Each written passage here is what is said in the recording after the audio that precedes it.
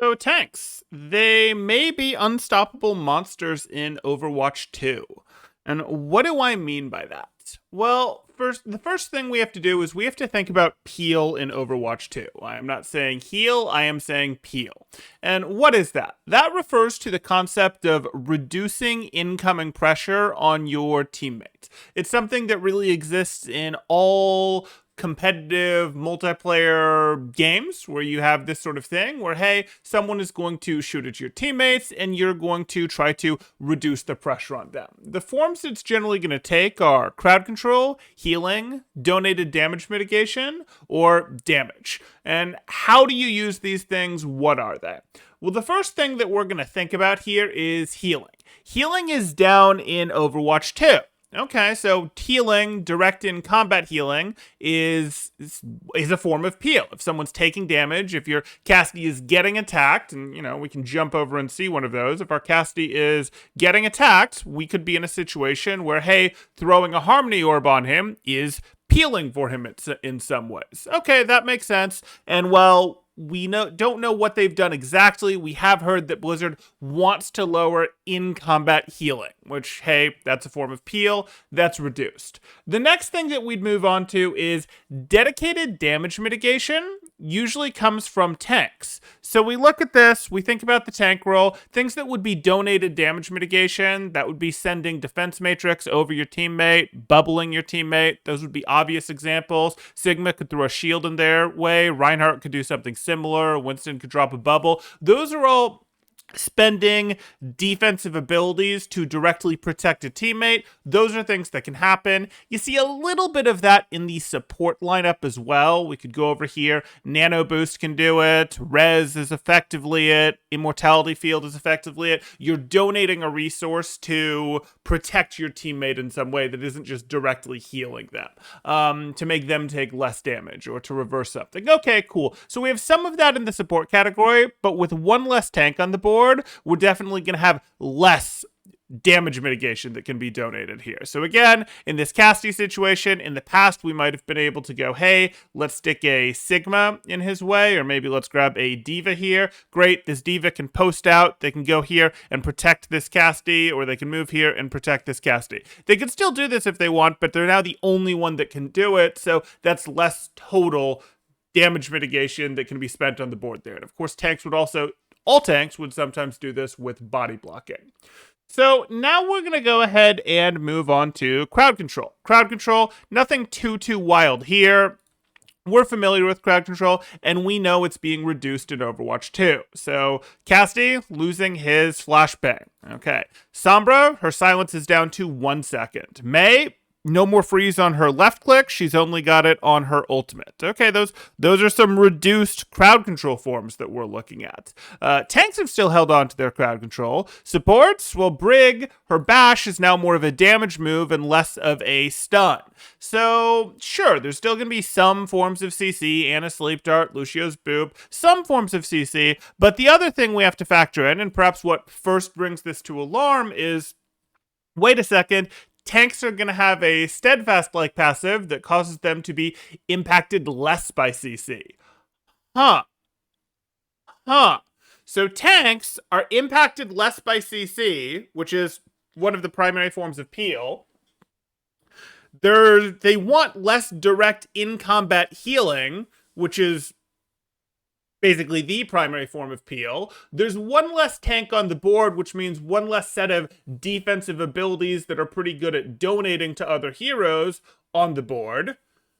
We may have a bit of a peeling crisis ahead of us. So that really just leaves the last main form of peel, which would be damage. And I will point out, damage is the main form of peel. When we're looking at Overwatch, when we're thinking about this, what ends up happening is you can think of really two things happening. Say someone jumps on this Cassidy, again using him as our example. We're in a situation where we might try to extend how long this Cassidy lives by sending BAP right clicks at him, or sending lamp at him, or by using CC in some way. Maybe in Overwatch 1, Cassidy flashbangs, or Lucio goes over and boops. All of those things, CC, donating damage mitigation, direct healing, all of those extend how long Cassidy lives, but we're not just expecting to keep peeling for the remaining 10 minutes in the match. We're expecting to peel until either the person that's on him feels like they have to leave or takes a trip back to their own spawn.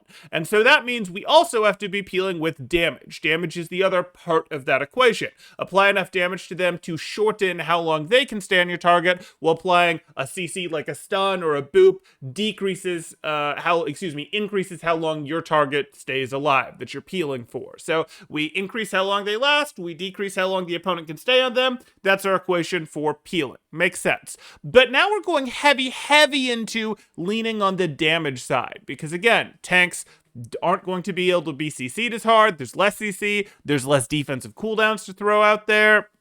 The direct healing, in theory, isn't going to be as much there. So this should give us some form of alarm. So can we peel tanks with damage? Well, of course we can peel tanks with damage. We can peel anything with damage. But if we're going to have tanks in a situation where peeling them with damage is practical, is real, is a thing that, hey, we're able to peel maybe this Doomfist off of this casty before this Doomfist just crushes this casty, or, you know, Doomfist with an Ashe shooting over the soldier, or maybe Doomfist with, let me get a Tracer, maybe? A Tracer coming in here for a little damage. I'm not talking like, oh, let's give our Doomfist a Harmony Orb, Repair Pack, things like that. I'm talking just give them a little bit of offensive support, and they should pretty much just delete things. Because, hey, that's how that works. There's not that peel to slow them down. And it doesn't look like we've meaningfully decreased tanks damage. So maybe based off that one Zoe experimental patch, they've done that. But I feel like if that was happening on the alpha that the L pros are on, we'd have heard the leaks about that. So I don't think that's the case. So we look at this and go, hey, people can just get deleted by kind of an unslowdownable tank coming onto them. We can't make them take any longer to take something out. And that's potentially a problem, especially because the tank can make themselves take longer to slow out. Doomfist, we know, has an ability that's actually part of how he charges back up his punch one-shot ability, gets back to one-shot territory with it, is a block damage with it, that sort of thing. So this seems potentially alarming. And it doesn't have to be Doomfist. If you guys are like, wait, I don't understand the Doomfist example, he's not a tank in Overwatch 1, we can use Wrecking Ball instead. Wrecking Ball, obviously, into a Casty that doesn't have a flashbang is a very one-sided matchup. I'm sure Casty will be buffed either in his damage or his rate of fire or something to try to make up for the lack of flashbang, but you know what, we can move him over and put him on the Hanzo instead. Hanzo's not going to have a terribly good time if he can't get, you know, if the direct healing to him isn't meaningful. It's not going to be like a Mercy Beam is coming attached to him, and the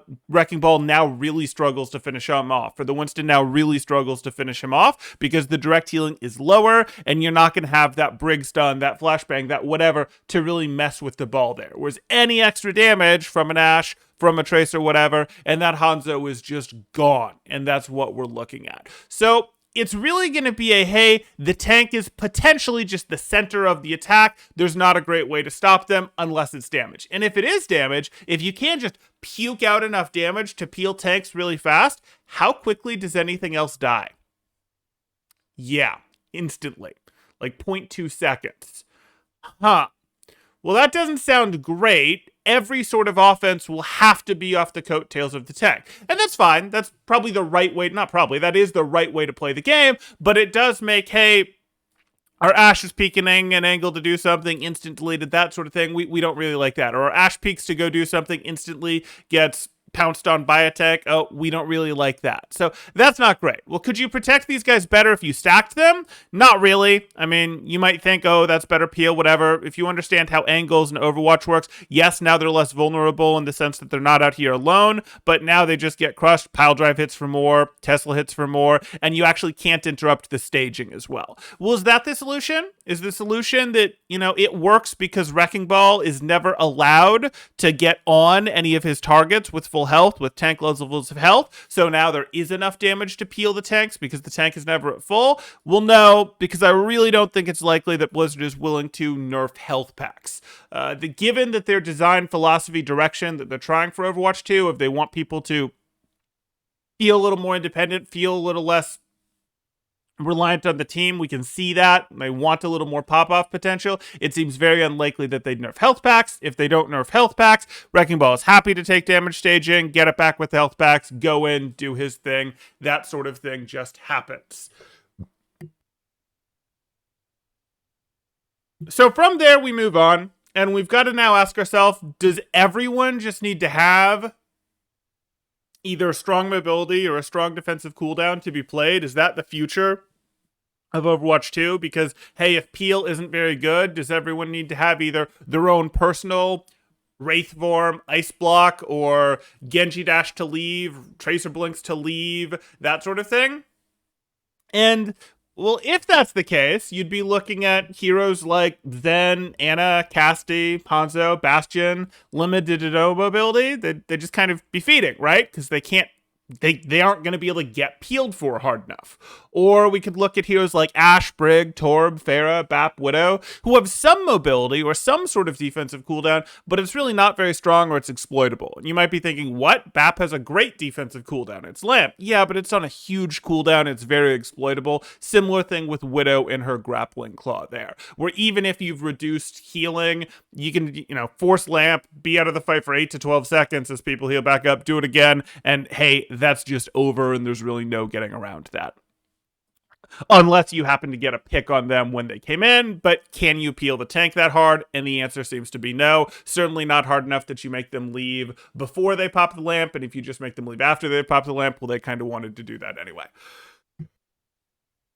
So we look at this, and this isn't for sure how things are going to work. We're obviously very much in Theorycraft world here, but it's some food for thought. Are we in a situation where tanks are just this unstoppable monster with this significantly reduced peel, mostly in the form of the things that would extend how long someone stays alive are gone?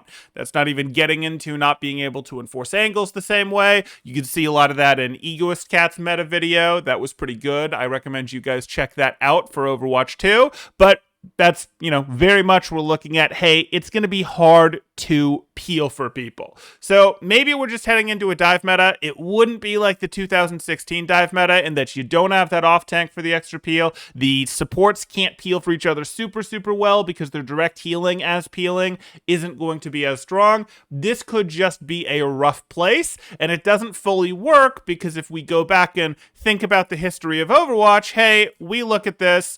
Every Overwatch meta has basically needed Ana, Bap, or Zen in one of the support spots. Yes, Moira has worked. You can do a Moira Lucio, but it really, really requires specific style of play and specific heroes to be played with it, and a lot of stacking, which mostly isn't very good in Overwatch. So I look at this, could be fine, could be perfectly fine, could be like, hey, no, it's going to be okay, we're going to hold angles, it's all going to work out. But I would look at this and I would certainly be thinking, do I need to be thinking about this? Do we need some solution to this? Do we maybe need a support hero with mobility like these three have that can actually compete with Zen, Bap, and Ana? Well, maybe, and I've actually got a video prepped to cover just that. So if you guys want to see the thoughts on that, make sure to consider subscribing so that you can see that and check that notification bell so you see when it comes live, and we can talk about what it would take and how that would completely shift the meta for Overwatch 2, which, we'll be seeing stuff like that happen that's very meta shifting because we're going to get a lot of new heroes for Overwatch 2. And once it goes live, we'll be doing all that analysis over here on this channel. Hope to see you guys soon, and that will do it. Temporal out.